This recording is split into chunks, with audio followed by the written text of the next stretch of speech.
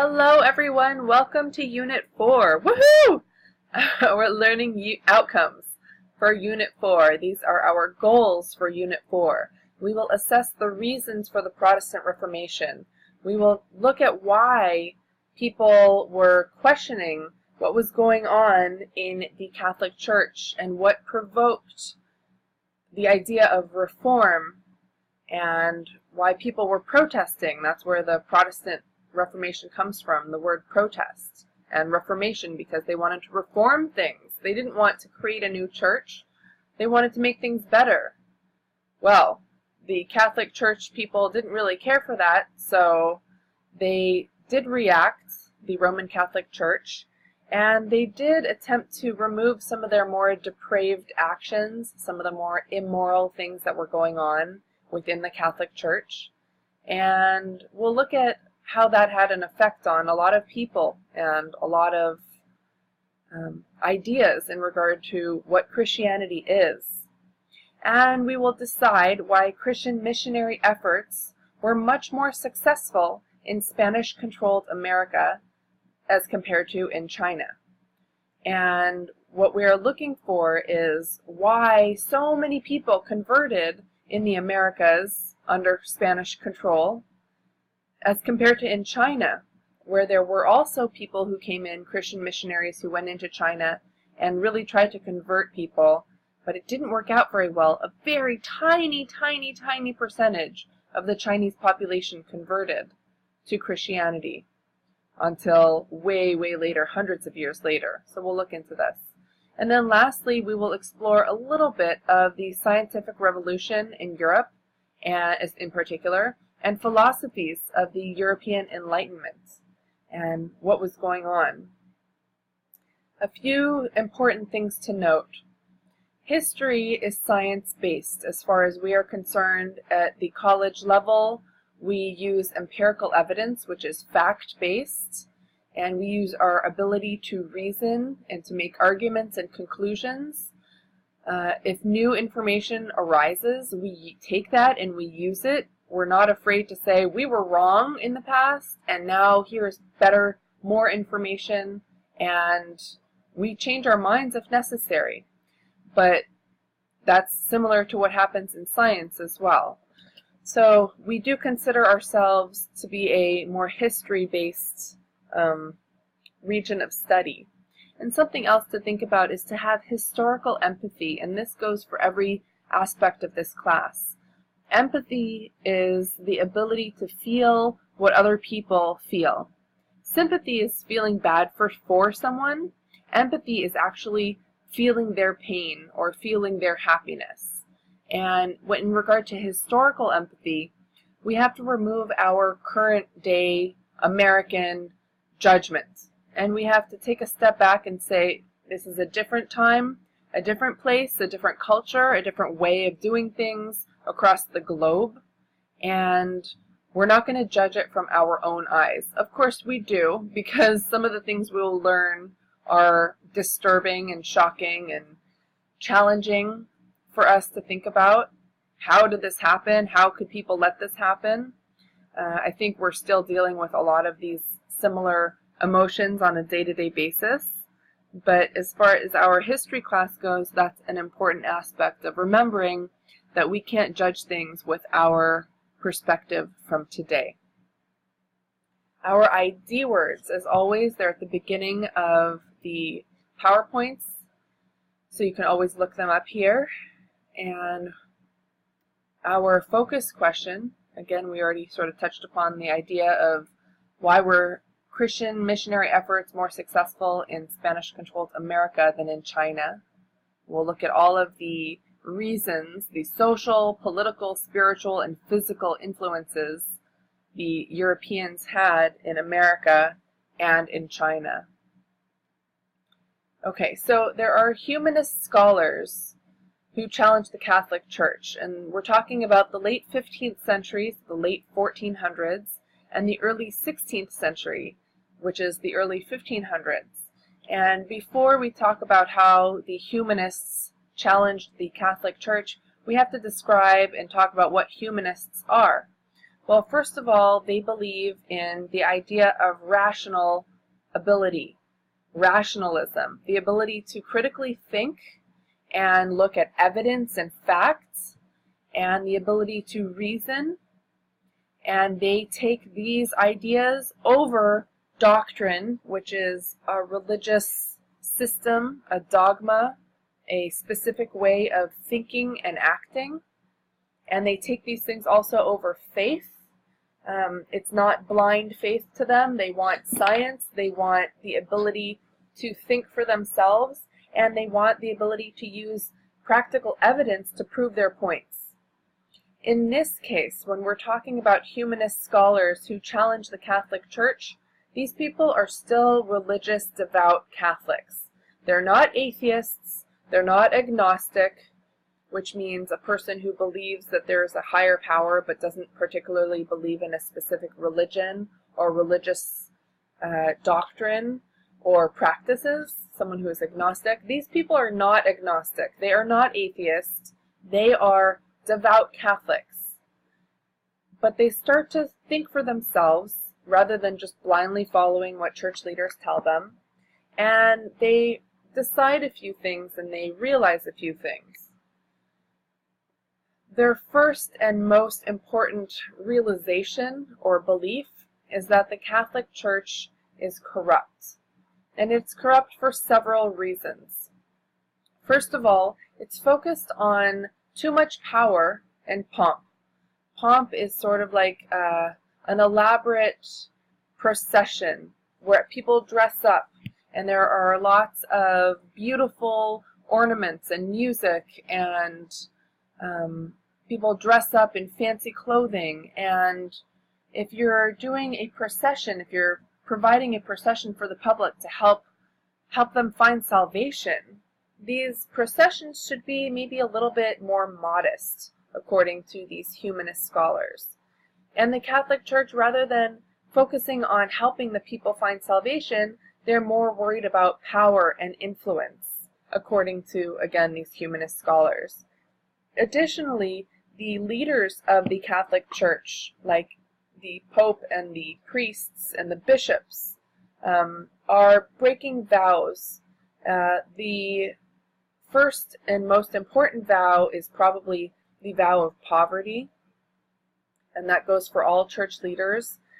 If someone is a Catholic church leader, they should not be rolling in the money, in the dough, should we say. And they shouldn't be wearing velvet while everyone is dressed in rags. And they shouldn't be eating glamorous, delicious meals and banquets filled with wine and fruit and meat when everyone else is eating porridge. And that's literally what's going on. And also the high-ranking church leadership, like the Pope and the priests, they should be celibate, meaning they should not get married, they should not have sex, and they should focus all of their energy instead on God. And what they were seeing, what the humanists were seeing in the Catholic Church, were things like brothels, where women were there to provide sexual favors for the church leadership, which goes against the core values of Catholicism, of Christianity. So, and there's a few other things that we'll talk about in a moment. So these humanist scholars wanted the church to reform, to become a little bit more simple and pure and Jesus-like. I think of the term, what would Jesus do? When I think about these humanist scholars, I really think that they were thinking about how Jesus acted in his life according to their beliefs and how he treated people according to the scriptures. And they wanted the Catholic Church to become more Jesus-like. They also believed that God should be connected directly to the people. Now this is kind of an interesting concept because what happens is the church leadership gets removed. There are no need for officials or translators. This is according to one of the humanist scholars, Wycliffe. And if we don't need officials and translators to translate the Bible for us, if we can read it for ourselves, then we don't need the church leadership. And who might not like that idea?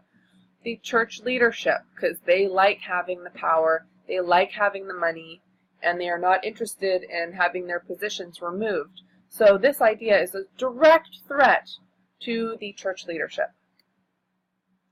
Another idea, Chaucer, who wrote the Canterbury Tales, he was one of the thinkers who believed that the Bible should be translated into common languages, into German and French and Italian and Spanish, as opposed to the Latin Bible, which is hard to read and hard to understand. And even if people know a little bit of Latin, which most people do not, it's still, biblical Latin is really quite challenging to understand.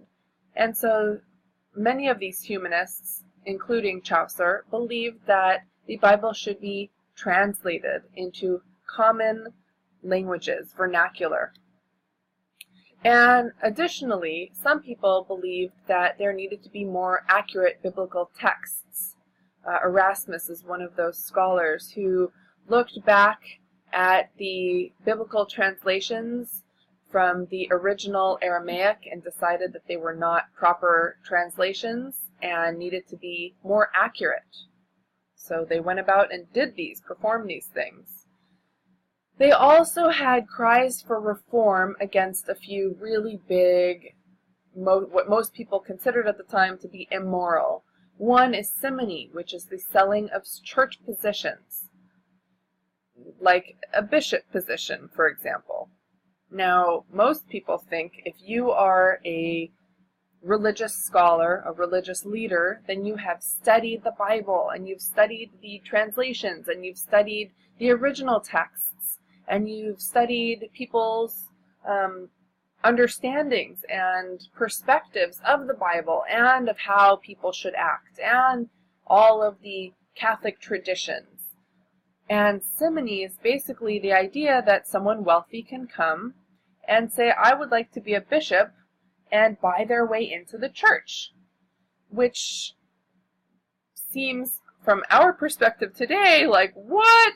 How is that even possible? That's so ridiculous. That would be like a high school graduate saying, I want to teach college, and here's $1 million to the school, and then the school saying, okay, go ahead, you can teach college, whatever subject. It's possible that the student, the high schooler, would do a good job, but more likely, unless they were an expert in the subject and an expert in teaching practices, they would probably do a not very good job. And that's, in this case, what happened.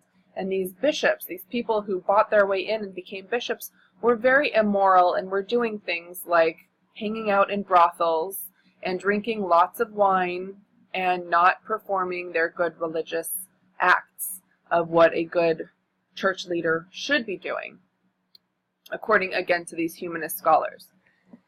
And then indulgences. This is another of the really big challenges to the Catholic Church. An indulgence is literally a pardon by the Pope. It's a piece of paper that someone would purchase with money to get out of purgatory, to buy their way to salvation, basically, to get rid of any sin, any possible thing that had been committed that was immoral or wrong according to Catholic beliefs, would be removed by the purchase of this piece of paper signed by the Pope. Wow. And you can buy these indulgences for yourself and for your friends and for dead relatives and friends. So a lot of people bought into this, and you didn't have to worry if you were wealthy or poor because it went based on a sliding scale. So people were literally so afraid of going to hell for eternity that they would buy indulgences rather than buying basic meals for their family. Rather than buying shoes to wear for their children, they were buying indulgences. And this was a really, really big problem for people, the masses, the poor, and there were lots and lots of poor masses, the people. They did not have a great deal of money at the time, and instead of basic needs, again, they were buying indulgences. So these humanist scholars were saying this cannot be proper. This is not moral. This is corrupt. And this is Pope Leo the X, Leo the X, who promoted the idea of indulgences and became quite wealthy.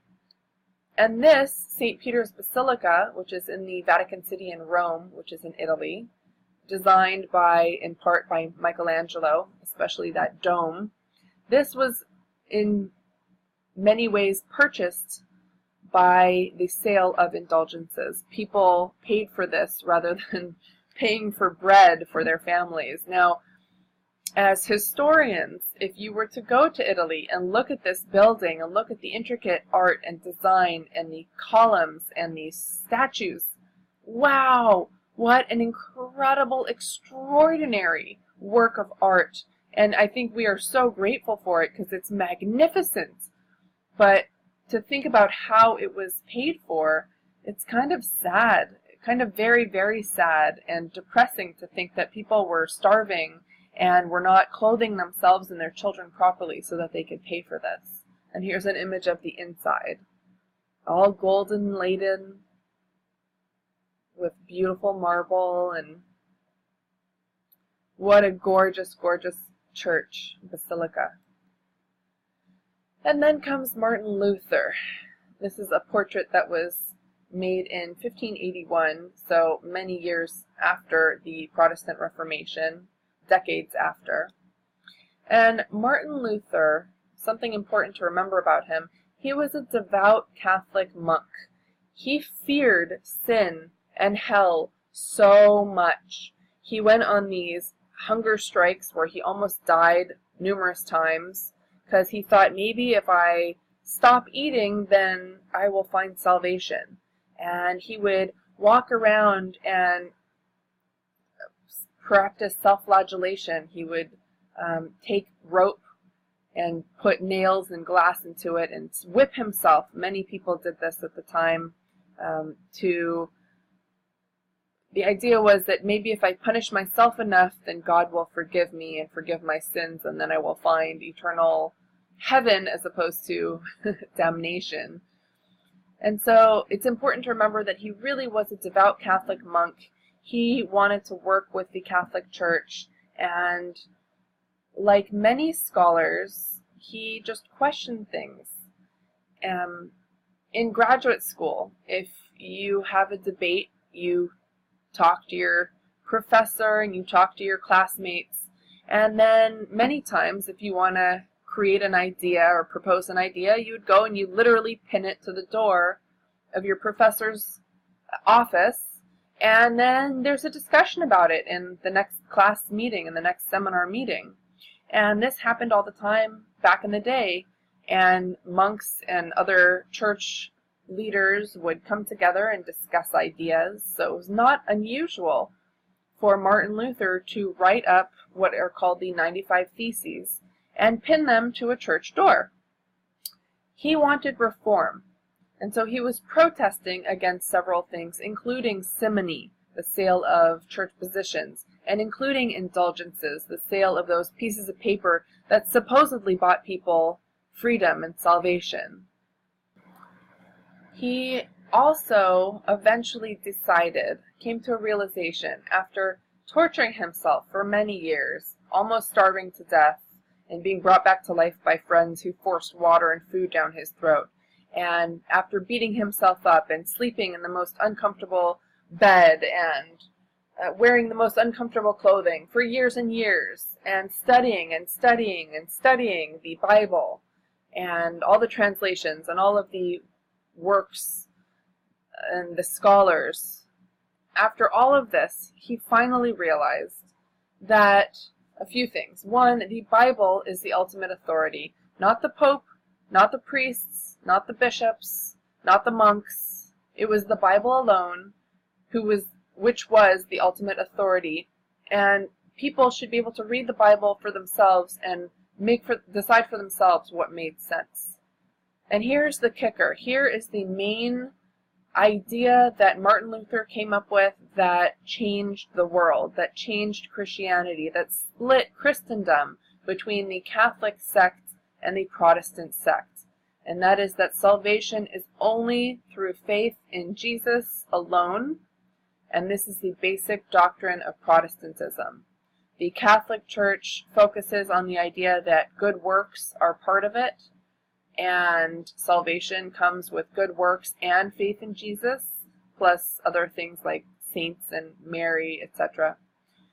But Protestants believe that the only means of finding eternal heaven is through faith in Jesus alone, in Christ. And he came up with this idea 500 years ago in 1517. So we'll look at a few excerpts from Martin Luther's 95 Theses. So he took his 95 Theses, which are kind of like an argument, and for every question that you guys write on, you will create a thesis statement that is basically an argument that answers a question. So he created 95 of these statements, these arguments, and he basically wanted to discuss them with the church leadership. And all of these said were ideas to reform the Catholic Church. Again, in 1517, he was not interested in destroying the Catholic Church. He was not interested in being a leader for a different religion or a different sect of Christianity. He wanted to be part of the Catholic Church. He was a Catholic monk and considered himself that through and through. However, when people found his 95 Theses posted on the door, and all of a sudden someone took it and printed it with the new printing press, and all of a sudden everyone in Europe had a copy of his 95 Theses, that's when things went a little bit differently than what he had expected. Here's a picture of Martin Luther right here, dressed in his very modest clothing, nailing his 95 Theses to a church door. More likely, rather than there being a ton of people around, he probably did it like right in the evening when people were going home or were already at home, and he was just finished writing it up and he just posted it to the door because it was closed, and he thought, well, the first monk who comes in the morning will look at it and we'll have a discussion about this later. He did not mean for what happened to happen. So a couple excerpts. All those who believe themselves certain of their own salvation by means of letters of indulgence will be eternally damned together with their teachers. Holy, holy, holy cows. Look at what he's saying here. If you think you are going to buy a letter of indulgence and you are sure to be saved and to find salvation and go to heaven, instead you will be eternally damned. You're going to go to hell forever. And whoever taught you this idea that an indulgence will give you salvation, they will also be eternally damned. This is probably the scariest thing for people at this time, to go to hell forever, period. Purgatory forever, hell forever. Any true Christian, living or dead, participates in all the benefits of Christ and the Church, and this participation is granted to him by God without letters of indulgence. You do not need those pieces of paper that you pay for, signed by the Pope, in order to go to heaven. Instead, all you need is to believe. Any true Christian. All you need is belief in Jesus, and you don't need those pieces of paper, those indulgences. Christians should be taught that he who sees a needy person but passes him by, although he gives money for indulgences, gains no benefit from the Pope's pardon, but only incurs the wrath of God. Dun, dun, dun. But really, what he's saying is, don't spend money on those pieces of paper by the Pope. The pardon that the Pope is giving to you is fake. You're not going to find salvation. And especially if you pass someone hungry or needy who could use extra money to buy bread for their family, and you pass that person to go pay for an indulgence, you're going to incur the wrath of God. The wrath of God! This is so scary. These are fighting words.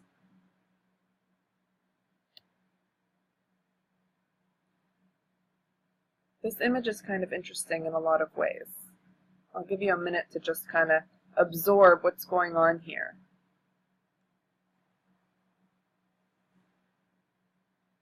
So, front and center, we see this big quill, this big feather.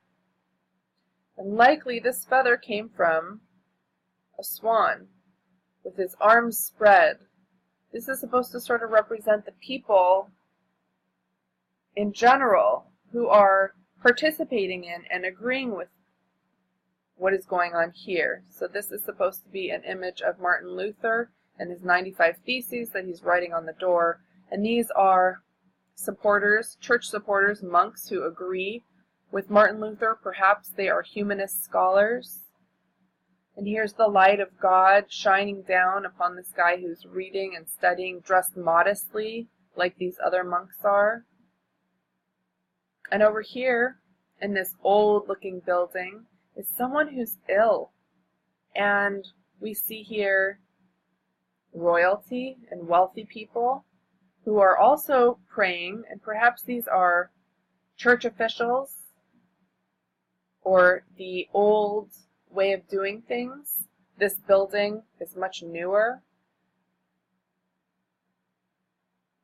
And back here, I don't even know what's going on. People are in a circle around a big fire. I've heard lots of students provide different interpretations for that.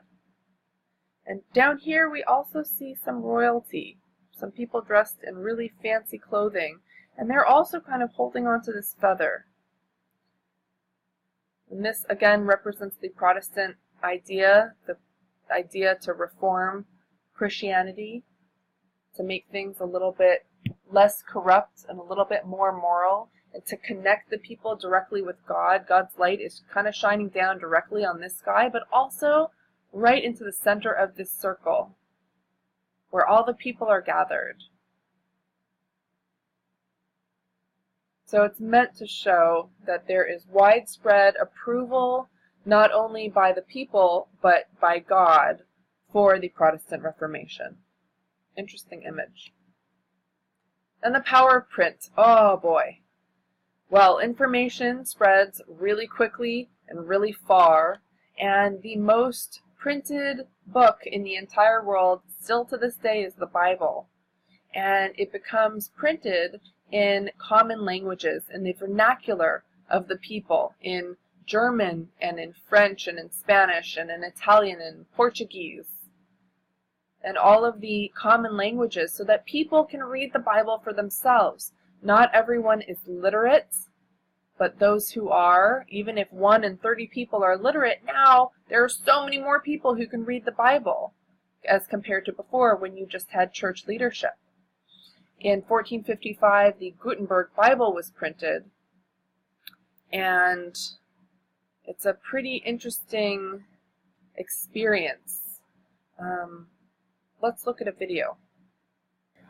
It's more important than the internet, television, and radio, and it's more than 500 years old. Mark, I'm going to begin with a sentence that I rarely say. I'm standing next to the Gutenberg Bible. Yes, indeed you are. This is arguably one of the most important books in the history of the printed book. Certainly the first book printed in Western Europe using movable metal type. Why it was meaningful that this was printed with movable metal type. Prior to Gutenberg's printing this Bible, which was done in 1454, any kind of communication would have to be done by hand, by manuscript. So if you had a Bible, and I wanted a copy of the Bible, we would have to have somebody hand copy your Bible. At the end of about 2 years' worth of work, you would then have 2 Bibles. And of course, not only does it allow the creation of a book like this, but it really was the introduction of mass media. Yes, one of the reasons that Gutenberg is often referred to as the man of the millennium, from the last millennium, is that the repeatability and the multiples that come out of printing has a dramatic impact on Europe. Probably more so than computers have had on our own generation, I would say. Priceless is perhaps not an inappropriate word to describe a Gutenberg Bible. I gotta say, it's amazing that we're just standing here at a table with the Gutenberg Bible. Just in my experience, I can remember doing college essays with no internet. So in my little myopic world, the internet was a huge innovation. But This innovation dwarfs that innovation. I think we have a sense of what we're talking about in terms of revolution when we look at what computers mean in our lives. You have to remember that prior to Gutenberg, especially with large texts, copies of Homer, for example, the Iliad, you would most likely travel to read that text. Amazing. By 50 years after this book is printed, the world has been completely changed. There are millions, literally millions, of printed books in Western Europe, all prompted by Gutenberg's effort to create a manuscript by using print with movable type. And this is the actual book that came off his press. It's an extraordinary honor to look at something that sparks a revolution of this caliber. Remarkable. All right, thank you, sir. Gutenberg Bible, here it is. I'm Mark Demunation, Chief of the Rare Book and Special Collections Division here at the Library of Congress. How cool is that? Woo! I'm such a history nerd. Love it. Okay, so in addition to the Gutenberg Bible and many other versions of the Bible in other local vernacular, pamphlets were also published, like Martin Luther's 95 Theses, which was written in 1517. Additionally, images were printed, block prints. Now, the majority of the population is not literate, does not know how to read and write, and so that could be a problem. However, images, everyone can read. You see a picture, and maybe you don't understand all aspects of it, but you might be able to get a general idea of what is going on. So the Catholic Church realized it needed to reform. It needed to update some policies to make things a little bit better and to compromise, because Martin Luther's ideas were really popular and were gaining a lot of steam.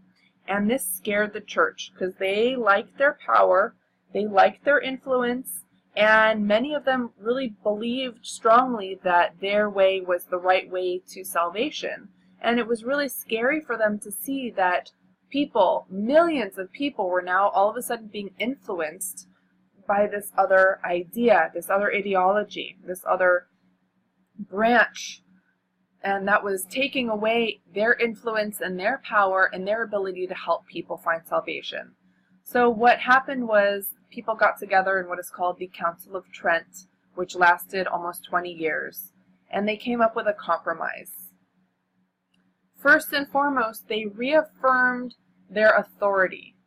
They reaffirmed the authority of the church and the church leadership. The Pope and the priests and the bishops all were an important aspect of Christianity and were necessary to help people understand the Bible. Now, if you've ever read the Bible on your own or thought about some of the biblical stories, you might question them. Abraham, the forefather, has 2 wives, and one of his wives and her son, his firstborn son, he decides to just up and send into the desert and to basically wish them death, because when you send people into the frickin' desert with nothing, they're likely going to die. And if you don't have someone to help you interpret that, you might think that God is a terrible, horrible thing and be very turned off and not want to be part of that religious branch, that religious group. And so the idea here is that church is necessary to help people understand the Bible and to help people find salvation. And also tradition is reaffirmed as very important in the Catholic Church. The sacraments, the practices, the pinching of the spices, the lighting of the candles, the traditions and the orthodoxy of the Catholic Church and all of its customs are all very important aspects and important for people's salvation. However, they did decide to correct some of the abuses and some of the corruption. So they got rid of the brothels, the whorehouses basically, where women were there to help relieve men of their sexual anxieties. And they attempted to get rid of corruption. So they got rid of the indulgences where people were buying pieces of paper for salvation. They got rid of that, and they got rid of simony, the idea of selling church positions.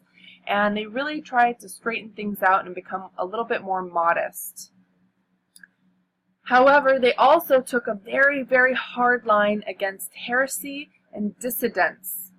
Heresy is the idea of going against doctrine, of going against the Catholic Church, perhaps practicing traditions in a way that are deemed immoral or questioning the Church. And dissidents are people who perform heretic acts. So people who question things and don't follow properly. These people who committed acts of heresy, the dissidents, were punished severely. Sometimes they were sent into exile, they were banished from society. Sometimes, too often, they were burned at the stake. They had their goods removed, all of their property removed, and they were beaten up. And the approval of militant sects, including the Society of Jesus, which is one of the religious branches of the Catholic Church, they were promoted and approved, and they went around beating up people who they thought weren't following properly. And when I say beating up, I mean physically beating up, taking things from them, burning down their houses, exiling them, making them leave, and even burning them at the stake. They also burned books, and this is kind of interesting. So any book that questioned the Catholic Church, like the Protestant Reformation, like other Bibles, like Martin Luther's 95 Theses, if they found them, they would be burned very quickly. And this is kind of interesting to think about, because today, if someone were to question anything, if you think about it today, say we look at our current president and his beliefs, if anyone were to go against that, those ideas, those computers would be burned, or those computer files would be deleted, or just kind of an interesting idea to think about, the freedoms that we have today. I think many of us take for granted. So this is just a very, very, very simple comparison between the Catholic Church and the Protestant Reformation, which is also Lutheranism is the original Protestant group, but there are lots and lots of different sects of Christianity. Again, there are over 30,000 sects of Christianity, but these two are two of the biggest in the split between Christendom. So the Lutherans, who are the first Protestants, believe that the Bible and only the Bible is the supreme authority, and this is based on individual interpretation. The Catholic Church and the Holy Roman Empire at the time believed that it was a mix of the Bible plus church tradition plus the word of the Pope, and all of those things are equally weighted as far as authority goes. Lutherans believed that there was no need for priests or popes, and they did not really believe in the idea of saints or Mary as godly figures, and instead every Christian was granted equal access to God on his or her own for forgiveness of sins and to attain salvation, to be able to go to heaven for eternal time. Our human life is very short, and instead eternity is a little bit longer. So that's an interesting concept there. Whereas the Catholic Church believed that the clergy, meaning the Pope and the priests, plus saints and Mary, Mother Mary, the mother of Jesus, all of these people were a connection between God and the people and helped provide and bring salvation to the people. And the clergy helps to explain the true meaning of the Bible, because individuals are just not smart enough. If you don't study the Bible properly, you can interpret things in an improper way, and that is a problem. And then, for the last main topic, Lutherans or Protestants believe that salvation is brought through faith alone. You don't need anything aside from the belief that Jesus is God in order to attain salvation, to find heaven. The Catholics and the Catholic Church believes that it's not just faith alone, but you also need to perform good works in order to find salvation. And again, these are very, very basic. These are not hard line in between these two groups. There are different sects that believe different things within the Catholic Church and within the Protestant Church. I have seen Catholic churches that allow women to be high-ranking leaders, and that's very modern. But throughout time, that was not at all a possibility. In the Protestant church, it's a little bit more flexible, but even so, not until the last several decades did women have any real role in either church group. So here is a map of some of the splits between Christianity. The yellowy orangish shows that there are Protestant dominance groups up here, and the green is Catholic. And these are, again, the majority. This is not all. You will find Catholics in all of these places. You will find Protestants in all of these places. And you will also find Muslims in all of these places. The Ottoman Empire is Eastern Orthodox Christian. And, of course, the Ottoman Empire also became very influenced by Islam, by the Muslim religion. But as far as Christendom goes, these are the main majority populations here. And then the boundary of the Holy Roman Empire is circled in this purple line. So after the beginning of the Protestant Reformation in 1517, came wars of religion in Western Christendom. Western Christian states became fragmented, and it was based on politicized religion, and wars and mobs broke out for quite many decades. To put it in small terms, it lasted hundreds of years, these politicized religious wars. There were intense popular religious disputes, and it led to a lot of popular unrest and mob violence, in particular in France and in Germany. And many political leaders, like kings and nobility, they found a lot of common connections to Luther's theological revolt against the Roman Empire. So kings and nobility wanted power, and they wanted control, and they used whatever available tools were there to obtain those goals. And in this case, many political leaders, again, those kings and the nobility, the high-ranking wealthy people, they converted to Protestantism simply to gain power. When a king converted, people often followed because it would be easier to make some doctrinal religious changes than to be persecuted or taxed or threatened with exile or burning or persecution of some sort. And as the religious, political, and economic tensions grew, they became more intertwined, they became connected, and people would blame the religious minorities for any economic challenges, or if a disease were to come through, it was because of the religious minority. And a lot of peasant revolts broke out, especially in the German lands in the 1520s. Right after the Protestant Reformation grew, which began in Germany. And Catholic Huguenot violence tore France apart as well. Catholics are one sect of Christianity, and Huguenots are a branch of Protestants. And let's look at this.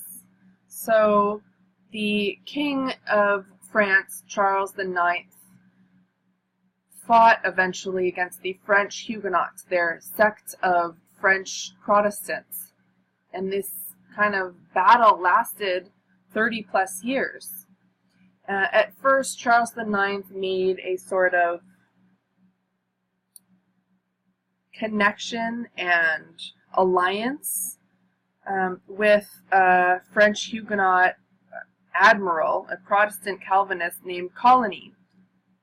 And the Catholic king wanted to appease his Protestant constituents, the people in his territory who were Protestants. However, a lot of Catholics, the great majority of French people, believed that this was really threatening to the Catholic order, and he was convinced by several high-ranking Catholics, including his mother, Catherine de Medici, one of the Medici family members, to remove the Protestant threat, quote-unquote threat. And Eventually, King Charles agreed, and he assassinated certain people. He had Coligny killed, along with several of his men. And poor Coligny, his body was thrown from the window into a street, and he was mutilated and then castrated, meaning his testicles were removed. He was dragged through the mud, thrown into a river, suspended on the gallows, hung basically, and then burned by the Parisian crazy people, by a Parisian mob. And this provoked what is called the St. Bartholomew's Day Massacre. And it began on the night of the 23rd, 24th of August of 1572. And it was on the eve of the Catholic feast of Bartholomew the Apostle. The massacre turned into mob riots, which lasted for months and spread to a lot of French cities and towns for many, many months. Up to 10,000 people were killed. I've seen numbers between 5,000 and 30,000, but the majority of information that I have found in my research leads to around 10,000 people who were killed in these mob riots. And when I say mob riots, I mean people coming out with their pitchforks and their butcher knives and hurting other people who they deemed to be a threat. Some Huguenots, some of the Protestant Calvinists, ended up converting to Catholicism because they were afraid. And at least temporarily they converted to Catholicism, and that was just to avoid the severe persecution that came with being a Protestant in France at the time. Another example of politicized wars and mobs is Europe's 30 Years' War. Guess why they called it that? Because it lasted 30 years, from 1618 till 1648. And basically this was the Roman Empire, the Catholic Empire, and they fought against several different Protestant kings and princes. The kings and princes and many times wanted independence from Rome and independence from the Roman Emperor, and they wanted to hold their own and have their own say. These were extremely violent skirmishes. They were fought under the pretense of religion, supposedly for their religious beliefs, but really they were completely political, at least for the leadership. It was so violent that between 15 and 30% of German people died in these wars. And that's just a humongous chunk of population to die based on leadership saying one day, I'm converting to whatever religious branch of Christianity, and everyone needs to follow me, and those who don't are going to be killed, and then different kings and princes fighting against the Roman Church, the Roman leadership. Eventually, the Peace of Westphalia was an event that ended the skirmishes, ended the fighting, and it led to the idea for each king to control his own land and own territory in whatever religious way he would want. And it basically ended the Catholic religious unity in the continent. No longer was Western Europe the united Christian Roman Catholic stronghold. And we'll see how there were other parts of the Christian Empire, especially in the east, the Byzantine Empire, which encompassed the Ottoman Empire. They also broke apart and kind of fragmented and fell apart soon before this even happened. This image is an interesting woodblock print. And again, if you're not literate, if you don't know how to read words, you can still read this image. And if this was created by a Catholic person who's your comrade, who's your friend, and that Catholic friend of yours is trying to show what's going on in the village that you are living in, then it's clear what is happening in this image. This is the supposed violence by the Huguenots, the French Calvinist Protestants, against Catholics. And what are some of the things that you see here? This is a gruesome image, and this is reality. However, it wasn't just the actual what is being portrayed here, it was both sides very mutually violent and destructive against the other. So it wasn't the Protestants who were committing these horrible acts. Instead, it was both sides committing these horrible acts against each other. So let's start at the top left. Up here we see guys with swords holding babies upside down, doing God knows what with those swords. Down here they're cutting a guy's stomach open and his guts are about to come out. This poor guy, his guts are being pulled out and wound around this lovely pole here. And down here, this guy's either being buried alive or, yeah, probably being buried alive. And he's begging to be not buried alive. What a way to go. And you see this as a Catholic, and this is horrifying. This is the Fox News of back in the day, or the MSNBC, or whatever fake news outlets, I hate that term, but whatever news outlets make these outrageous claims, this is what it was back in the day. These are the images that people saw. And as a woodblock print, you just need to make one drawing, put some ink over it, press a piece of paper over it, and boom, you have an exact image that you can put all over town and spread to other parts of the area and of the kingdom and into other states. And you see these images, and this is really horrifying. We'll see lots of images similar to this when we look at World War I and World War II and the propaganda posters that are created to show the enemy as these vile creatures, these gorilla-like creatures. Here we see the same thing. And this is just another map that shows the different groups of Christianity. And they're all different sects of Christianity. The Calvinists are in bright pink, the Anglican Church in England, which we'll talk about in a moment, the green is Roman Catholic, and all the others are Lutheran, different sects of Protestantism, and then a mix down here of Calvinist, Lutheran, and Roman Catholic. And then the areas that have lines are blends of different groups also.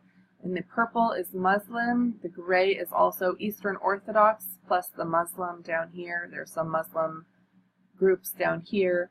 And again, these are majority. There are different religious groups everywhere. But where do you think the majority of wars, religious wars, took place? Probably where there are tons of colors, where groups of people are intertwined and mixing together and having lots of challenges. So one example of a politicized religion is what happened with the English king, Henry VIII, who ruled in the beginning till the middle of the 16th century, 1509 till 1547. He was an interesting fellow. He married a woman who was unable to bear him a son, so he went to the Pope, the Catholic Pope, and said, I want a divorce because she's not giving me a son, and I want a new wife who will give me a son.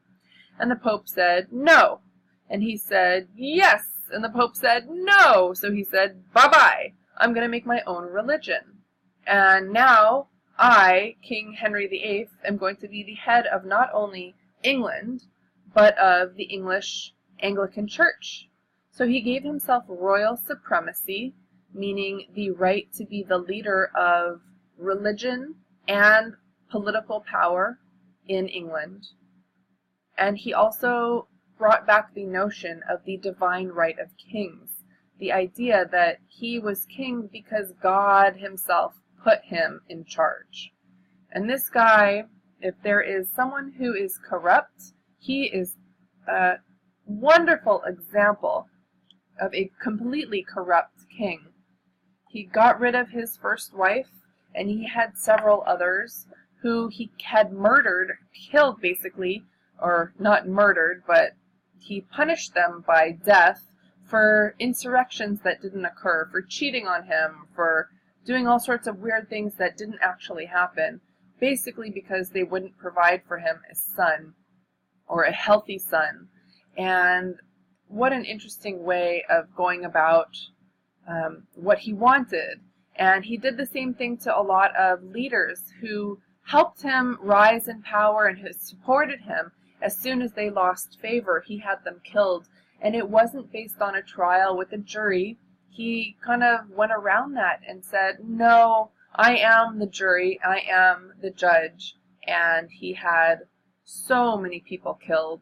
And he also kept trying to go to war with other states and kept losing and lost a lot of money and a lot of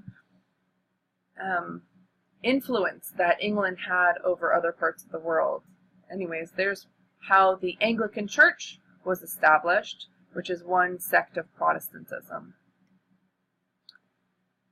Finally, on to our focus question. Why were Christian missionary efforts much more successful in Spanish-controlled America than in China?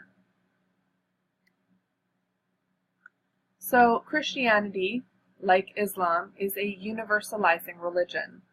Again, the word universalizing comes from the word universal, meaning ever-present and exploding into all parts of the world. And part of the reason that Christianity is so universalizing is because there are a lot of ethical and moral ideals.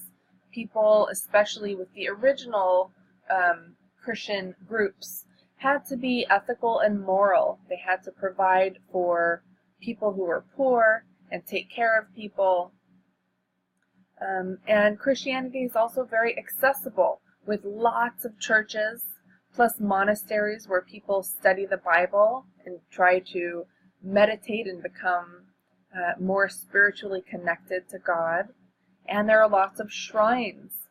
The Middle East, Israel, modern-day Israel, is a phenomenal place to find an extraordinary number of Christian shrines. Jerusalem, the old city, has lots and lots of places where Jesus supposedly lived and walked, and where he held his Last Supper. The Church of the Holy Sepulchre is there. There are so many places where people can go on a pilgrimage to pray and to connect to God, to Jesus. Also, proselytization. This is a key word that is important to know. We will be talking about this word throughout the semester, and there will be lots of questions on this on quizzes and exams, so pay attention. Proselytization means to preach or promote or recruit other people to your faith or to someone's religious beliefs. And Christians do that. Almost all sects of Christianity have no problem with proselytization, and many are supposed to do that. It is their means of being a good Christian, is to show other people the way to salvation. So also there is one or a local language. In this case, local languages are important. So Protestants end up converting the Latin Bible into local vernacular and changing the scriptures into the local languages so that people can understand them for themselves, and that is really helpful. And then also spiritual equality in God's eyes. So Christians believe that all people can find salvation, and that includes poor and slaves even, and high-ranking and low-ranking people. Of course, that's not always the case, and we'll see how that's not exactly true, especially in slaveholding states where people believe that slaves might not go to heaven even if they are Christian, or they should be slaves because God put them there and they should just be good slaves in order to follow God's way. Kind of an interesting interpretation. But there you have it, spiritual equality in God's eyes. And in this case, especially when we talk about the ability for Protestantism to take hold and the number of sects of Christianity, the 30,000 sects, there is less ritual, rigidity, orthodoxy, and asceticism. Less ritual, meaning Protestants don't believe that you have to follow all of the sacraments and the processions and the pomp that is associated with Catholic traditions. And there's less rigidity. It's more flexible, and local ideas have influence and sway. And there's less orthodoxy compared to the Catholic Church. Protestants make things much easier. You don't have to go to church as much. You don't have to follow certain traditions as much, and it's in other languages that are more familiar, and there's no need to be an ascetic, meaning someone who lives in a very, very modest way. And instead, it's okay if there are people who are wealthier as long as they provide for others. And then also with that is syncretism. This is another big word. Syncretism is the blending of religious faiths. So taking an Orthodox religion and being more flexible with the idea of blending with local cultures and traditions and making things easier and more familiar and more comfortable for people. And again, flexibility. And then, as we just saw with some religious wars and changes in churches for states, a leader has the ability to promote a religion or to force a religion upon others and prevent other religions from flourishing. Here is a map that shows Christianity as a universalizing image. And we see the beginning of Christendom, which started here in the Levant in modern-day Israel with Jesus, where he lived, and it spread to different parts of the world. And by 1500, it had encompassed these green marks here, where the majority of Christians were. Western Europe, which held a pretty strong Catholic-Protestant divide. In the Egypt region, there was the Coptic Church. In Ethiopia, there was the Ethiopian Orthodox Church. In south part of India, there were St. Thomas Christians, a small group of those guys. And then in the Russian Empire, the Russian Orthodox Church also took a great amount of influence here. And there's a small group of Armenians up here in Armenia as Armenian Orthodox. And then by 1700, so within a 200-year span, Christianity spread to all the orange parts on this map, which is huge if you think about how prevalent a religion became within a 200-year period. It more than doubled in size and spread to all of Russia, the Russian Empire, including Siberia, and in China, Qing Empire, there was a very small Catholic presence until another 150 years later. In Japan, a little span of Catholicism, a small group. In the Philippines, where there are still a fairly sizable group of Spanish Catholics. In the Indian Empire, the Mughal Empire, there was a small group of Catholics. Even down here in Africa and the Congo, and then there were other parts here that also adopted Christianity. The Dutch in South Africa, who were Protestants. And then in the Americas, Brazil, which was taken over by Portugal, they're Catholic, and all of these Spanish territories, plus France up here, and the British in North America, also Protestant. All the others here are Catholic in the Americas. So when we say that Christianity is universalizing, it really covers all major parts of the globe within a few hundred-year period. And then after this, it spreads even more. In Australia now, there's a huge presence of Christianity. Okay. We're going to talk a little bit more about what it means for Christianity to be universalizing in Spanish America in particular, and similar things happened in the Philippines as well. Let's go back to that map for one quick second. So Spanish America is down here when we're talking about modern-day Mexico, which they renamed New Spain, because that's a nice way to show power over something. I'm going to remove your name and I'm going to give it my name. We see that in all sorts of parts of the world. Every time someone conquers, they rename it. So here we have New Spain down here where the Aztecs were, and right here in this region in Peru, Bolivia and Chile, the Andes region where the Incans were. The Spanish also came down here. And then the Philippines are over here, Southeast Asia. Okay, so a few things happened to cause Christianity to spread so much, to become universalizing. It started with first of all, a very big, overwhelming presence of Europeans of Spanish in those regions. And it was experienced in different ways and because of different reasons. So the first of the universalizing traits is persuasion. And people were persuaded to convert to Christianity for several reasons. First of all, the absence of a single world religion. There was no one unified church. There were a lot of local deities, local gods, and ancestor veneration.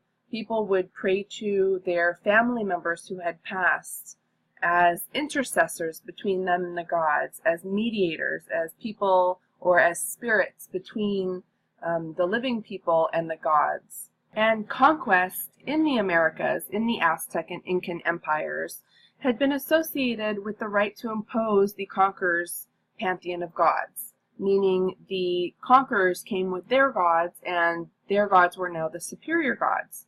However, the Christian Iberians, the Spanish Christians who came in, were very intolerant of this local deity belief system, and they refused to recognize the existence of the pagan deities, and they did not allow local rituals to take place. And this was a big break in history, in precedent. The peoples were not used to this. And unfortunately for local tradition and belief systems, when the Spanish failed to persuade people, they often erupted in very violent campaigns, which we'll talk about in just a moment. Disease was also a really big reason. There was a spectacular collapse of the Aztec and Incan empires by diseases, in addition to severe violence against the indigenous natives. But the diseases led many people, both Spanish and indigenous Americans, to believe that the God of the Christians was stronger than the traditional gods of the Americans. And the natives sort of believed that their gods were failing to protect the people, so either their gods were weaker or the people had fallen out of favor with them, and the Christian God was clearly superior because the Spanish were living through the same diseases. The Spanish were getting the diseases, and now we know, thanks to science, that they had the microbes. They had been exposed to the microbes, and they weren't dying. They were getting sick, and they were living, whereas the Native Americans were dying in huge numbers. And this basically led to millions of Native Americans converting and being baptized throughout the New World. And because of the health of the Spanish and because of the wealth of the Spanish, in addition to Catholic missionaries who came with fancy rituals and pomp and processions, and all of these things showed people, well, they're doing really well, they're successful, they're wealthy, they have amazing technology and goods. Something is going right for them. Their God is providing for them. And in addition, the Catholic missionaries were quite kind in many ways, not all of them, of course, but in general, they would help people. They provided medicine, they provided loans, they provided guidance, and, of course, most importantly, they provided a connection to the correct God, Jesus, of course. Another of the big universalizing aspects of Christianity, especially in Spanish America and in the Philippines, was force. There was an extraordinary amount of military conquest. The Spanish brought guns and steel swords and horses and other technologies and well-trained soldiers who aimed to kill the masses. They, as we have already covered, did not aim to capture for future sacrifice as people like the Aztecs did. They aimed to kill, and they killed the heads of society, the leaders, and they killed the masses from far with their guns. So the military conquest alone, that's pretty scary to deal with. In addition, they brought their families. They colonized in settlements, and they had huge settlements. They brought women, they had babies, and then they enslaved the natives and forced them to pay tribute in the form of either goods or labor, basically slave labor. And when people are subjected to this under the force of guns, then they start to question things. They start to question their own gods, their own belief systems. And they also held a lot of violent, very humiliating religious campaigns. Our primary source documents cover some of these examples. I'll just mention a few of them. In 1535, a bishop of Mexico destroyed 500 shrines, pagan shrines, and 20,000 idols. An idol is a representation of a god. And he was really proud of that. And he publicized what he had done. And in the 1600s and 1700s, in the Andean region in Peru, in addition to destroying religious images and ritual objects, some people urinated publicly on native idols. So the Spanish were walking around literally peeing on other people's gods. Now the Native Americans are watching this thinking, our God is literally being peed on. Maybe our God is not very powerful, or maybe our God doesn't care about us anymore. Could you imagine? They also had held processions to publicly humiliate idol worshippers, which is similar to an evil parade for the natives.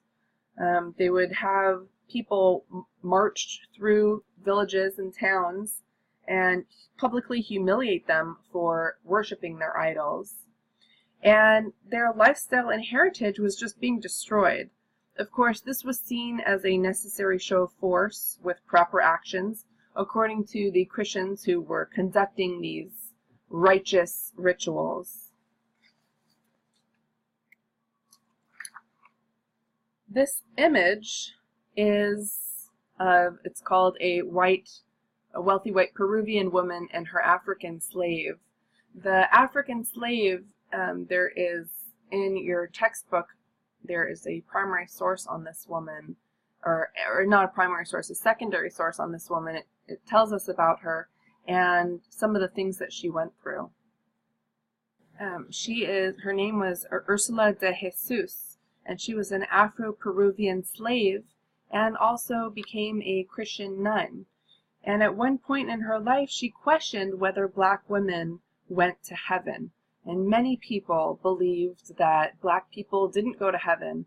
And in the Americas, you see people praying that upon their death they turn white so that they can go to heaven. Pretty interesting perspectives. So another of the really big reasons that Christianity spread and became so great and universalizing in Spanish America was because of syncretism. And syncretism is the religious blending of traditions. In this case, it is Iberian or Spanish traditions, Catholic traditions, and indigenous native traditions. So huacas and saints were kind of blended with Catholic saints.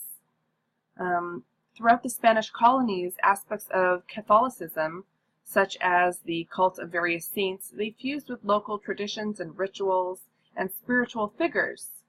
Andean huacas are gods, and the blending of the Andean gods and Catholic saints became such that it made it easier for the locals to convert, because they had been praying to their gods, and now their gods just took on a different name. And the result was a Mexican or Andean variant of Christianity, and it showed a lot of distinctions from Christian practices in Spain, which is kind of interesting to think about. Gender roles also changed. The institutions of the Catholic Church offered very few opportunities for women to assume roles of leadership and authority. In the past, indigenous Native American women had once served as priestesses and as healers, and now all of a sudden, because Catholic priests came into the picture, they no longer had a spiritual role, and priests took over the conduct of sacraments and rituals and healing processes that these women had once performed. However, a few things were kind of interesting. We see the popular veneration of the Virgin Mary, and she became known as the Virgin of Guadalupe, which is kind of interesting, and that mixed with the idea of divine motherhood. And Spanish women were allowed to attend convents by becoming nuns. So people born in Spain who were women could become nuns in the Americas, but Native American women were not allowed to become nuns. And I also have to add that it was people who were born in the Americas of pure Spanish descent.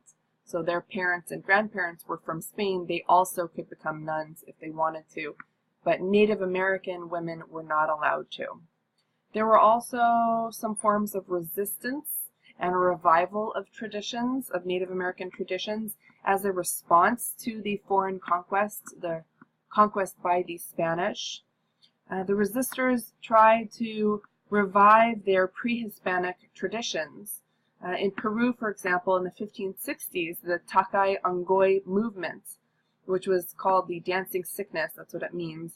It had teachers and performers who would move around and promise people that the Andean gods would inflict the same diseases upon the Spanish that the Spanish had brought to the Americas, and the old order would be restored.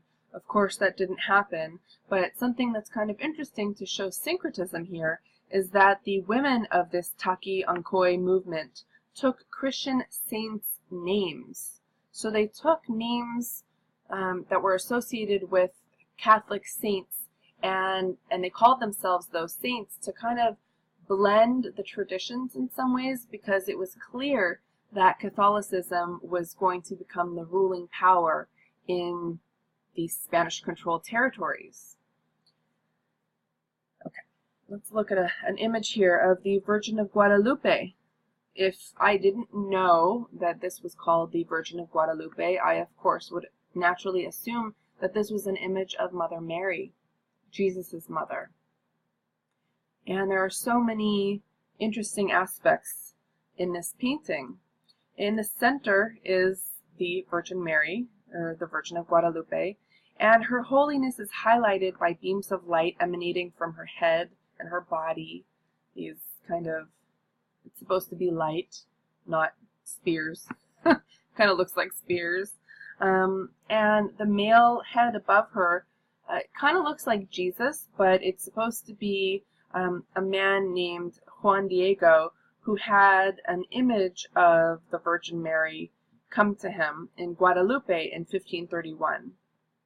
And on the left and right of her are two women, and the one on the left down here seems to be making the image of the cross on her chest, and she's notably darker skinned, as is this guy, to show that they are indigenous worshippers. And there is clearly a blending of Spanish Catholicism with indigenous culture. The woman in the bottom left is wearing traditional native dress and hats, and both shields of the women have references to the natural world in the Americas. So here is a cactus and a bird with a snake in his mouth, and down here is, I think that might be a guinea pig or some sort of animal that is found in the Americas. And the angels are up above looking down.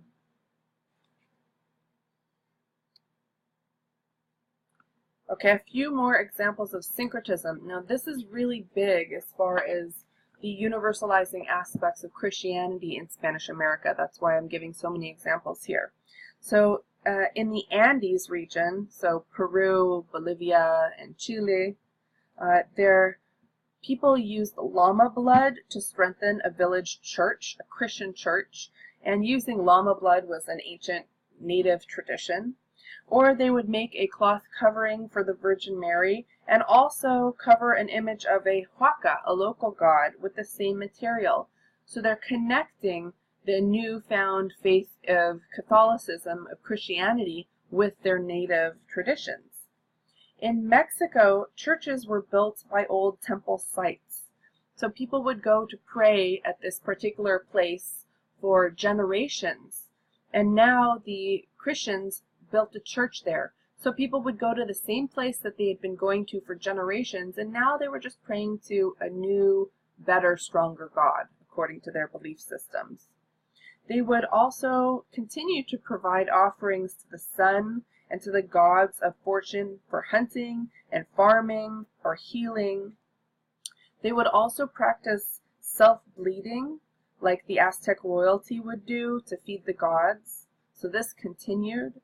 And they would also take hallucinogenic drugs to heal. This was, again, an ancient native practice.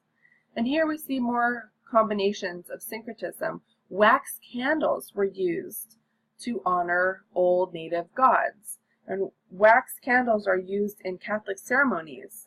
And instead, now they would be not only for the Catholic ceremonies, but they would be placed in front of rocks or stones or an image of a pre-colonial god. And they used divination to predict the future. And they were praying to Catholic saints for fortune or for healing, same way they would with the old huacas, their old gods. And then another really, really big one is a good example of syncretism is Dia de los Muertos, the Day of the Dead. Here we celebrate it as Halloween, sort of. And the Day of the Dead is kind of a really interesting, beautiful holiday. And ancestors are venerated. They are honored. And this is a blending of Roman Catholic traditions that started with ancient Irish and Scottish Celtic festivals of Samhain. And then in Rome in the 18th century, in the 1700s, All Saints' Day, which was November 1st, and All Souls' Day, November 2nd. And then also All Hallows' Eve, which is where we get the name Halloween. And this was combined with the native Aztec and Mesoamerican culture that celebrated and worshipped this Lady of the Dead, Mictec-Acihuatl, between 4,000 and 3,000 years ago. So this is a really old religious belief and tradition that was blended with Catholicism to make the Dia de los Muertos, the Day of the Dead. So there are some really interesting connections here. These are old, ancient, or the one on the left here is an ancient connection, dead people singing and playing instruments. They are intercessors. They could be prayed to. The ancient Lady of the Dead is right in the middle there. It's a stone. How interesting is that? And then here on the right is the modern image of the Lady of the Dead. And it's an interesting holiday where people commemorate and celebrate and honor dead relatives. It's supposed to be a joyful day of remembrance, and it's seen as an extension of life, not an end. It's really weird for someone who has not practiced this to see and experience this. In my family's traditions, skulls are not something that are accepted, and it's not something that people want to look at ever. But I really like the idea of this. You build an elaborate altar, you provide the dead person with their favorite food, and you play their favorite music, and you give them tequila, and you bring keepsakes and marigolds. These beautiful orange flowers are the flower that is used here. And pan, which is a sweet bread, is brought, and you bring toys for children who had passed. And it's kind of a really beautiful tradition, I think, and it's definitely a syncretic tradition that blends Catholic belief systems and practices with the ancient Native American Aztec ones. And then one more image. This is one of our primary sources, Mary in the Mountains. This shows cultural blending in Andean Christianity. And you see a lot of images here that are quite powerful. On the very top, we see the three aspects of Christianity: the Father, the Son, and the Holy Spirit. Here's the Father, the Son, Jesus, and the Holy Spirit represented by the dove, shining their light and a crown on Mother Mary, who's seen as part of a mountain. What other things do you see here?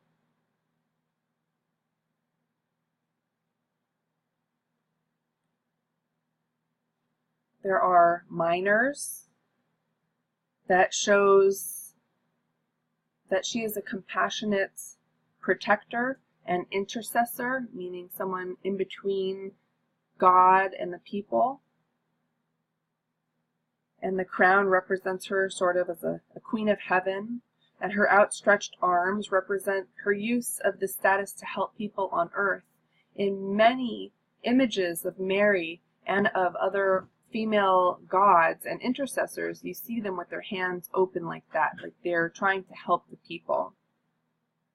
And there are a lot of traditional figures in this image as well. You see large images of Catholic royalty or Spanish royalty down here. And there is a native king as well, but he's kind of smaller. That's the relative size kind of shows how he's not quite as important as the Spanish royalty is. Think about who might have made this picture. Would a Spanish European make an image like this that depicts Mother Mary as a mountain? Definitely not. So chances are this was made by an indigenous native person who had converted to Catholicism, became a Christian, and was a firm believer in Christianity because of all of the strong Christian and Spanish power that is shown in this image. However, it still clearly has indigenous influences because Mary's a mountain, and you would never see this type of stuff in a European image. Okay, moving on to China.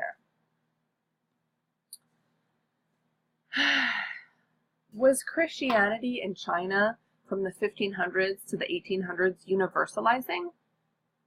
I would have to say no, for a lot of reasons. First of all, the Chinese had a lot of power, as we read in Unit 1, I hope you read or listened in Unit 1. They had so much power, they had so much wealth, so many goods. Everything that was good in the world came from the East.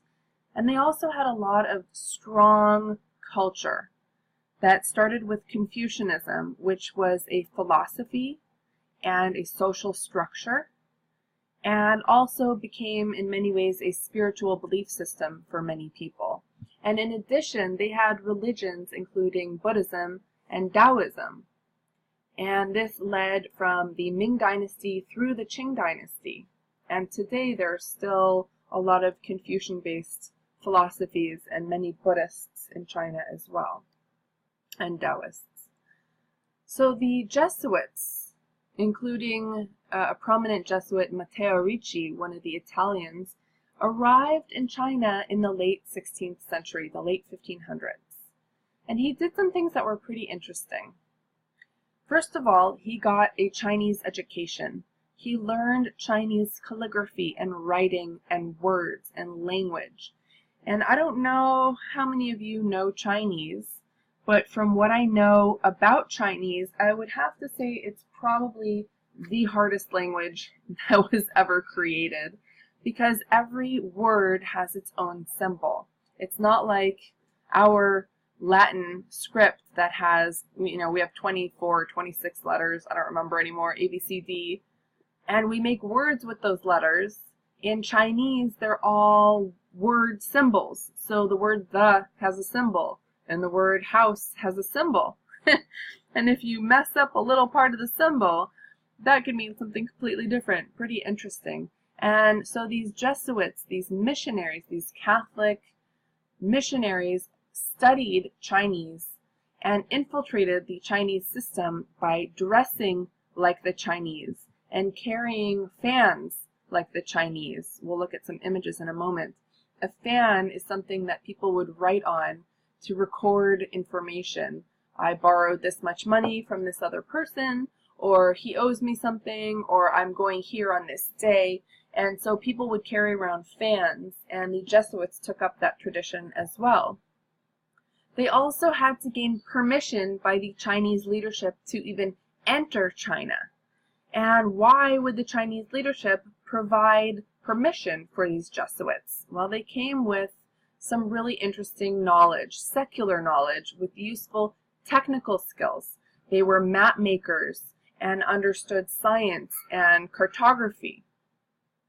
The Jesuits targeted the elite, the leadership, and the court systems. They did not target the masses. And they also focused on parallels and connections between Confucian philosophy and Buddhism and Taoism with the Catholic culture, with Christian traits. And interestingly, the Jesuits here provided many accommodations to the Chinese belief systems. For example, they did not really focus on the idea of Mary as a virgin, because that is not a logical thing. It doesn't happen in reality based on science. In order to believe that the Virgin Mary was a virgin, that's faith alone. There is no scientific evidence that would prove that. And because of that, the Confucian-based system didn't allow for that idea, so the Jesuits just sort of didn't really mention that too much. They didn't focus on that idea.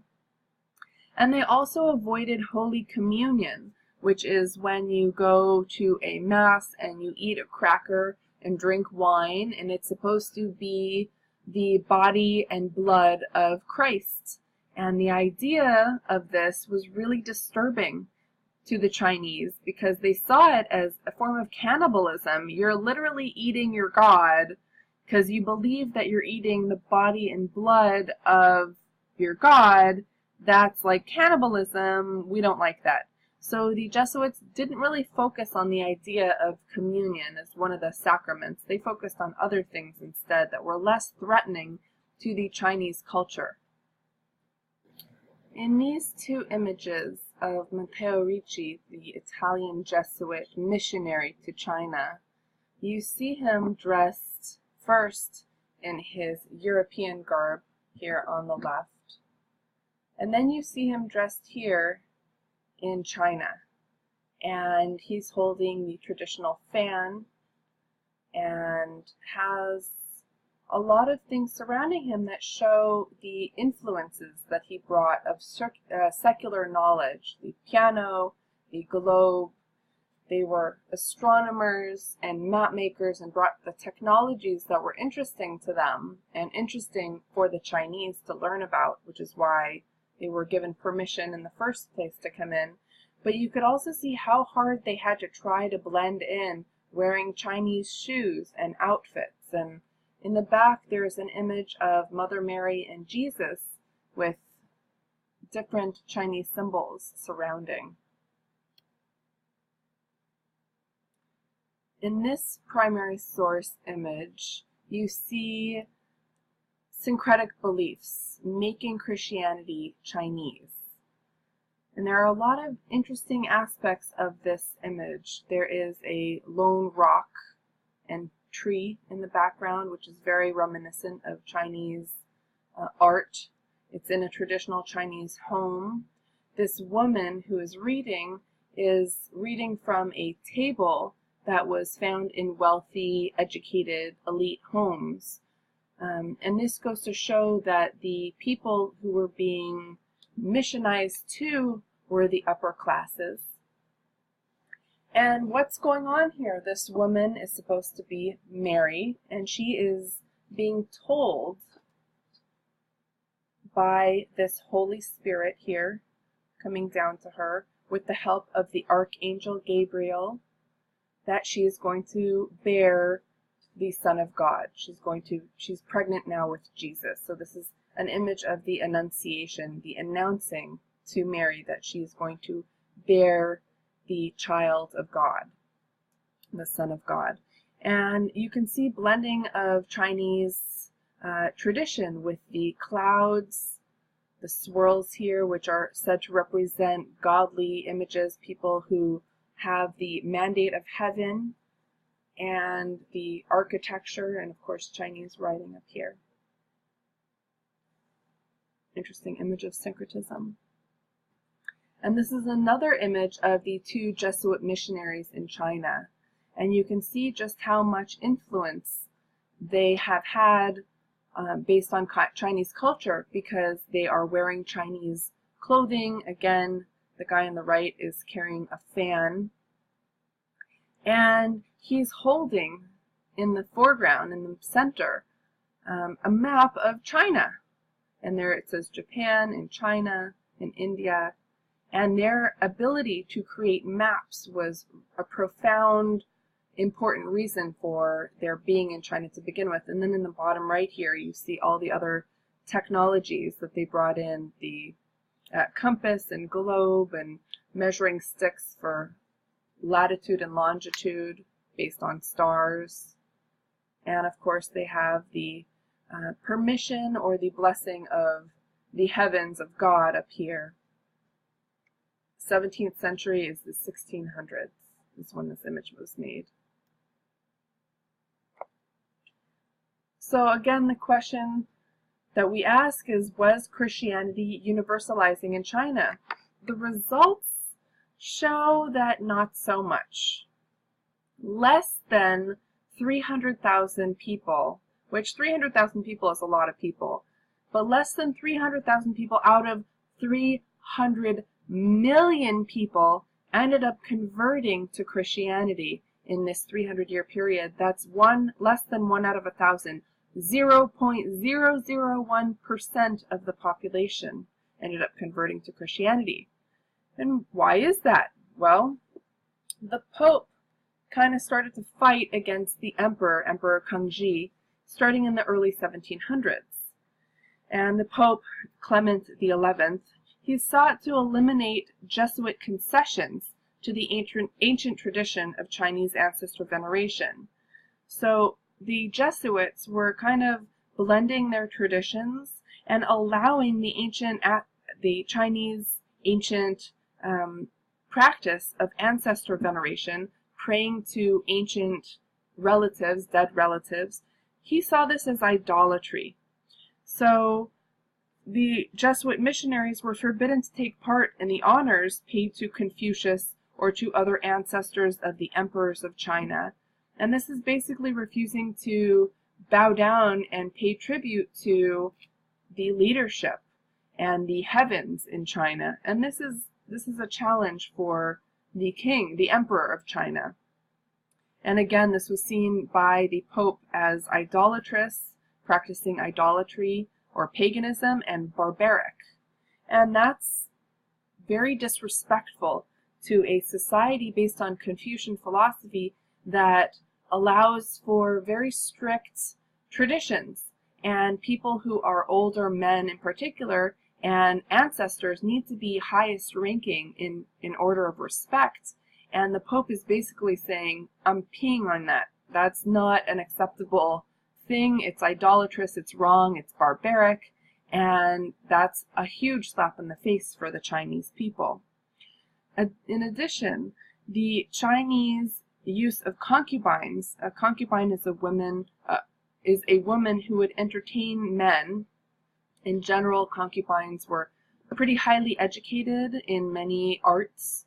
They could paint and draw and perform music and sing, and they were well versed in Confucian texts and could have educated discussions with these men. And many times they also sexually entertained men, and they were financially supported by their men. And this has been part of ancient Chinese culture for millennia, since the beginning of time. And the fact that the Pope saw this as immoral based on Christian monogamy, this was kind of a big slap in the face as well. What would happen to these women? Who would be their protectors? Who would take care of them? Would they be deserted? That's kind of a big problem for all of Chinese culture. And then in addition, the Pope decided that he now had authority over all Catholics anywhere in the world, including those in China. So not only did he have authority over the Jesuits, but over any people who had converted to Catholicism. And the Emperor Kangxi is like, no, that's not cool. If they're in my territory, I'm the one in charge here. And then lastly, or additionally, The idea of miracle working, the prayers and herbs and essential oils that the Jesuits used to heal people or to influence someone's pregnancy or to help people feel better, this all made the idea that the missionaries were less men of science and more men of superstition. And superstition was kind of seen like, we don't need that in China. We have Buddhism and Taoism. The lower class masses have all of those things to believe in. We don't need another superstition to believe in. And if the missionaries came as philosophers and scientists who live and work and think based on empirical evidence or fact or proof, then how can they also be missionaries who base their philosophy on blind faith, who believe in things that are illogical, like Mary being a virgin, which makes no sense if you're not raised in Christianity? That just is mind-boggling. And they magically make things happen and heal people. The Chinese realized that Christianity was not a blending and was not acceptable as a mix, and instead it was an all-or-nothing religion, according to their beliefs. So the missionaries were eventually kicked out. And if you look at Emperor Kangxi's beliefs, the miracles and superstition were seen as going against science, which in many cases today can still be considered the same kind of, is it science or is it religion? Which one is it? It can't be both. Of course, it can be a blend of both, but at the time, Emperor Kangxi did not see that as something that was possible. And the Pope's attack on the culture and socio-political order, especially based on the ancient Confucian philosophy and ancestor veneration and filial piety, all of these things that were really important to Chinese culture for millennia, that is seen as a slap in the face. And then, of course, the Chinese also see a few other things going on. The European Christians had taken over the Philippines and had converted forcefully people there. And there were warships that were active in the Indian Ocean. So they started to think maybe the Christian missionaries, the Jesuits, were spies. Maybe they were spies trying to convert the people and then they're going to take over.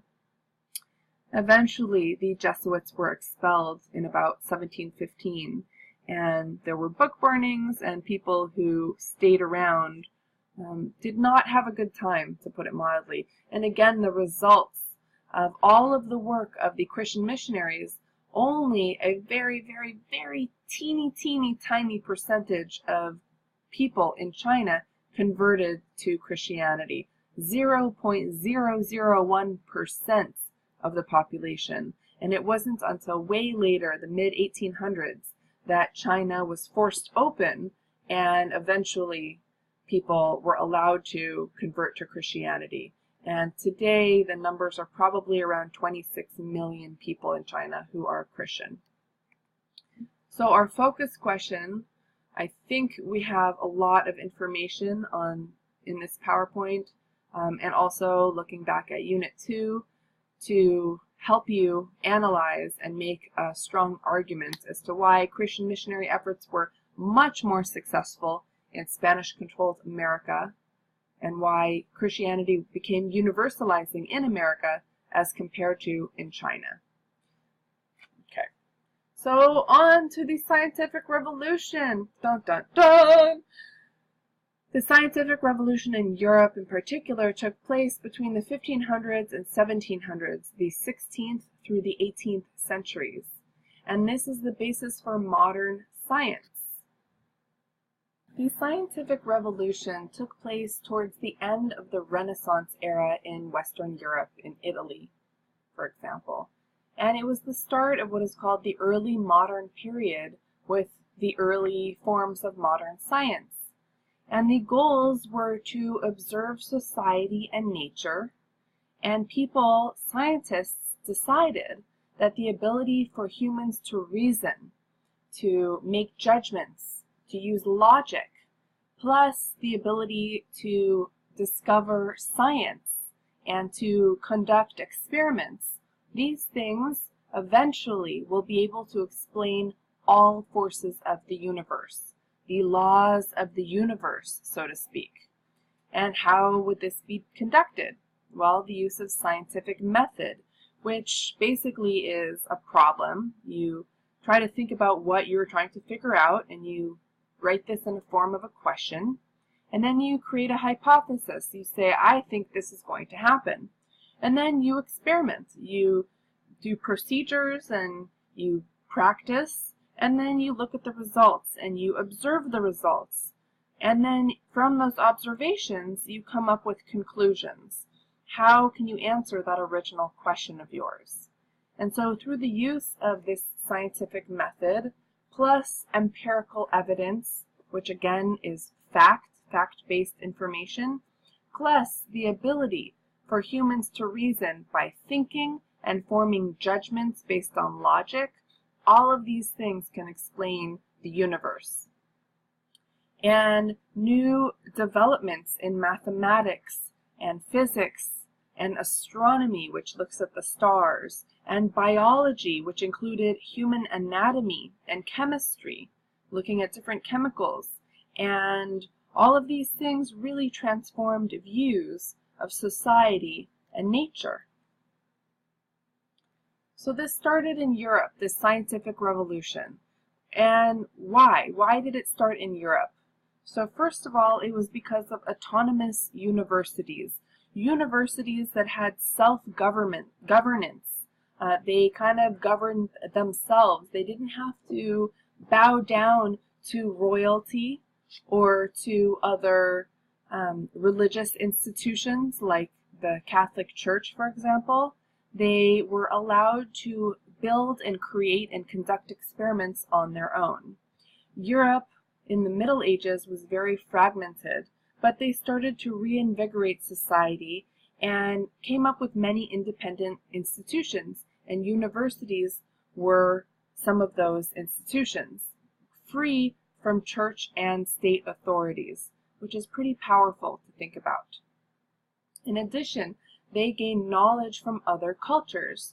The Greeks and the Arabs held a lot of information, and for the first time, starting around 1000 through the year 1500 of the Common Era, Europeans in the West regained the ability, the access to this knowledge. Again, the Arabs in their madrasas held those ancient Greek texts of Aristotle and Plato and Socrates, and now Europeans were reabsorbing that information.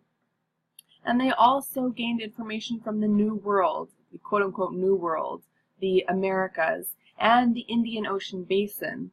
And this is, of course, from the 1500s forward.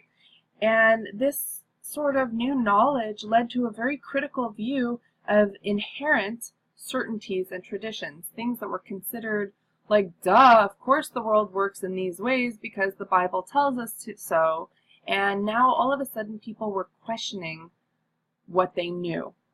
Of course, the Americas were conquered, so their ideas were not as valued as Arab formidable foes or as Asian formidable foes, the people who they had fought against and lost against many times. But still, there were other ideas out there that they were being exposed to, and more information can breed thinking, and that's exactly what's going on with the scientific revolution in Europe. Additionally, the scientific revolution happened in Europe because in other parts of the world where there were very high levels of knowledge and technologies, like the Arab world and the Asian world, there were other things there that kind of prevented the experimentation and the learning that happened in Europe. In madrasas, which are places where people study the Quran, Muslims study the Quran, sometimes they had other forms of knowledge there, like science and philosophies. Sometimes madrasas only focused on the Quran and kind of looked down upon or were very skeptical towards science or philosophy. And in Asia, in China, centering around China, there was Confucian-based learning. In order to become a bureaucrat, a member of government in China, a person would have to pass an exam based pretty much solely on Confucian texts. And this was an intense 3-day exam that people put all of their money and time into. And if they didn't pass the exam, it was so devastating, many people would just commit suicide because it was just so devastating for themselves, and they would dishonor their families and their communities. But Confucianism was so important and so valued for so many hundreds of years in China that there wasn't really room for too many outside ideas. And of course the Americas were conquered, so their ideas were squashed. So Europe, with those autonomous universities, had a lot of freedom to explore. And the scientific revolution brought a lot of kind of interesting people into play. Some of the big ones are Kepler and Copernicus and Galileo. And they all came up with the ideas of measuring the movements of the stars and planets. And they managed to prove that the Earth was not at the center of the universe, but rather was one of many planets that revolved around the sun. That is the heliocentric system of the sun. And this went against the church, and we'll talk about that in a moment. So Copernicus was a German mathematician and astronomer and astrologer who studied the stars, and he helped discover and was an initiator of physics and astronomy. And he's best known for his laws of motion of planets around the sun. He was a religious man, however, and he incorporated religious arguments and reasoning into his work. And he was motivated by religious convictions and the belief that God created the world according to a very intelligent and intelligible plan that is accessible through the understanding of science and reason. So he was using science to prove what he had already known based on the Bible and God. And Copernicus, this guy on the left here, Copernicus discovered the heliocentric system of the sun, which is an astronomical model in which the Earth and planets revolve around the sun at the center of what is called our solar system. For us today, we easily put heliocentrism as a fact. At this time, however, this was not fact, it was theory, or for some people fantasy, and it angered a lot of people. Galileo, who was an Italian physicist, mathematician, astronomer, and philosopher, he invented a far-distance telescope, which discovered the moon had craters. It was flat according to previous knowledge, and he found new stars and planets and 4 of Jupiter's moons. And he helped change the belief that came with Aristotle's ancient theory that heavier objects would fall faster than lighter objects, which sounds logical, but if you do an experiment yourself, you will find that if you drop a light object and a heavy object, they'll fall at the same rate, basically the speed of gravity. So that was pretty interesting. And importantly, he helped prove Copernicus's theory of heliocentrism. But this model that the sun was the center of the solar system was very contrary to biblical scripture. The earth, according to the Bible, is unmoving, with heaven up above and hell down below, and the center of the universe is earth. And the church, of course, was extremely hostile to the revisionist ideas that these scientists had come up with heliocentrism, because it really challenged the papal authority. It challenged the authority of the church, and it also implied that Earth and humanity were not quite as special.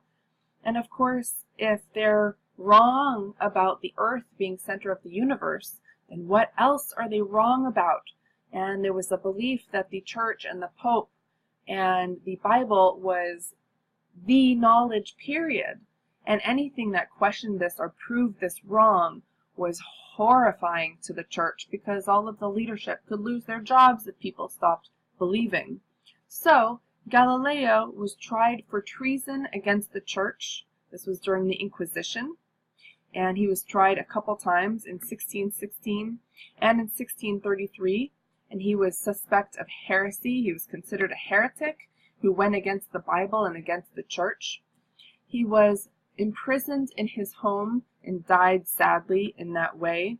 And he was forced to recant his words. He was forced to take back his proven theory of heliocentrism. He was lucky, however. Other scientists and philosophers like Giordano Bruno was burned at the stake in 1600.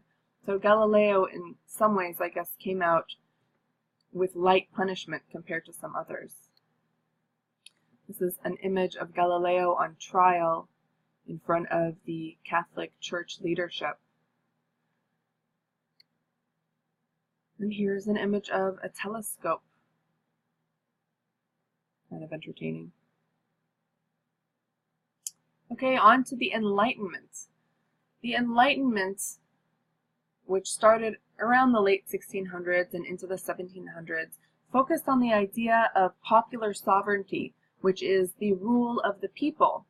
And the Enlightenment came with the idea of a value between the ruler and the ruled as a contract. The person in charge, the king, is in charge, and he has to take care of the people. And the kings are supposed to keep their power, but they are to be responsible to the people. And if something goes wrong, they should be dethroned and beheaded in a sense, and someone else should come up to take care and be responsible to the people. There were personal rights of life, liberty, and property that should be granted to all citizens. Of course, citizens included, at this time, white land-owning males, women, and immigrants, and poor peasants who did not own land, and slaves had no rights and had no say. But there was this newfound idea that citizens have some personal rights, and the king is there to take care of these rights, the life, liberty, and property of the correct citizens of the world. And there was a new rejection of authoritarianism. Authoritarianism is one single ruler, and anyone who questions or goes against that ruler might very well be killed. And there was also a new rejection of irrationality. And this came with the idea of the divine right of kings. God put the king in charge, and therefore the king is in charge because God wanted the king there. That was seen as irrational, and therefore the idea of that was removed. So the kings no longer had a divine right, according to Enlightenment philosophers, and instead they were responsible to the people, and if they did not perform properly, they should be removed. The religious leaders had to find a balance between God and science, and in many cases religious leaders hooked up very nicely with political leaders, with kings, to boost both of their power and social esteem. But there was kind of a push back based on science, so they had to find ways to relate and to compromise. Here's an image of the philosophers of the Enlightenment, sitting around the table in their wigs, because they used to wear wigs because they were disgusting and didn't shower, so they had to shave their heads and instead wear wigs so that they wouldn't have bugs in their heads. Yes, I'm serious. So just a couple of the scientists. Sir Isaac Newton was English, you can tell based on his title, Sir, and he was around from the mid-17th through the beginning of the 18th century. And he decided that laws and math can explain everything in the universe. And he came up with really interesting laws of motion.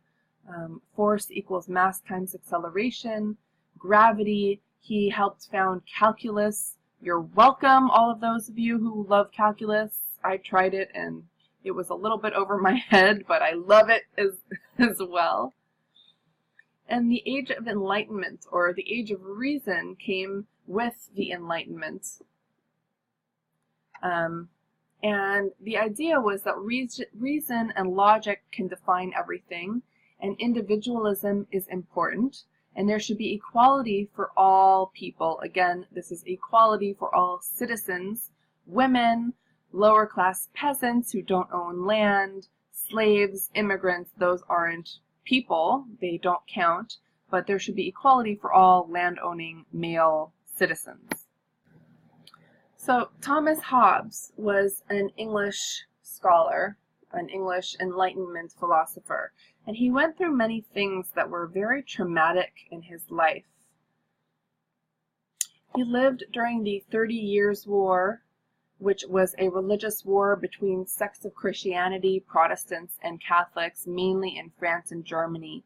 And he also witnessed the English Civil War that was extremely violent. So he lived through a lot of chaos in his young life, and he saw a lot of bloodshed and fighting. So his beliefs grew to be that men are naturally brutish and selfish and violent and live in chaos. And so he believed that an authoritarian monarchy would be necessary, with consent of the people, of course, but a single king should take over and should rule the people. And he wrote a book, The Leviathan, in 1651 to represent these ideas. Of course, today, I don't think any of us would say, yes, we need an authoritarian king to take over and to make all the rules for us, and we should have no say. But at this time, if you think about what he was going through, so many wars and chaos had reigned during his life, during his youth of his life, and for, the majority of his middle age, that he kind of feared man, and he thought that one ruler would bring calmness and peace. And that's exactly how things like this work, how authoritarianism works. There is peace in a sense because you know the rules. Of course, the rules can change whenever an authoritarian ruler decides, but you know what to expect in some ways. It's coming from one person. And then a little bit later than this, John Locke came into the picture, and he also had some environmental factors that influenced his life. He saw the 30 Years' War, but he also saw the Bill of Rights that was written up, which gave people rights of life, liberty, and property. And he saw a constitutional monarchy be reinstated. So he saw the royalty come back to power with a constitution that they had to follow. The king and queen, mainly the king, had to follow these rules, this constitution, which gave a little bit of order. So he realized that he wanted, his vision for proper government would be a liberal monarchy, meaning that the rulers are to protect the common rights of the people, and this should be by consent of the ruled and not by divine rights. And he wrote, just for your knowledge, the Second Treatise of Civil Government in 1690, with the idea that a king was needed, but it should be with the consent of the ruled and not based on divine right. And then another of these Enlightenment scholars was Voltaire. And now we're seeing a little bit more modern liberal thought, because he's starting to think about individual freedoms. He wrote an article called Erase the Infamy, and it was a scathing criticism of the Roman Catholic Church and their censorship and persecution of people who disagreed and who didn't want to follow the Roman Catholic Church, who were deemed heretics and dissidents and were burned at the stake or exiled, and book burnings were conducted. And so he really disagreed with that idea. He believed that people should have the ability to individually decide what was best for them. A few of his quotes, kind of interesting. Prejudices are what fools use for reason. And of course, he, like most of these Enlightenment scholars, were very sexist and misogynistic and prejudiced against women. And women were to be in the domestic sphere, in the home, and they should not really be scientists or philosophers. Kind of interesting here. So he was totally prejudiced against women, but his quote is kind of interesting. Prejudices are what fools use for reason. And then another one, it is dangerous to be right in matters where the established men are wrong. And we saw this with Galileo. He was right, but it was dangerous for him and other scientists who proved things based on empirical evidence and reason and facts, and were still squashed because that went against establishment. And then lastly, Jean-Jacques Rousseau. He focused on individual rights of life, liberty, and property, but this is really interesting here. We're seeing more liberal thought. Equal laws should be conducted regardless of class. So a poor peasant who does not own land, who is a borrower and a renter, he should have granted the same laws given to him as a rich property-owning male. And of course, women again don't count, and slaves don't count, and foreigners don't count, but all men of society should be considered equal. He wrote The Social Contract in 1762, and his ideas were that the will of the people should rule, and all members of society, again men at this time, are collectively the sovereign. They are the rulers and should have a right to some sort of say. Okay, well, that's it for Unit 4. Congratulations. If you got this far, I am pleased.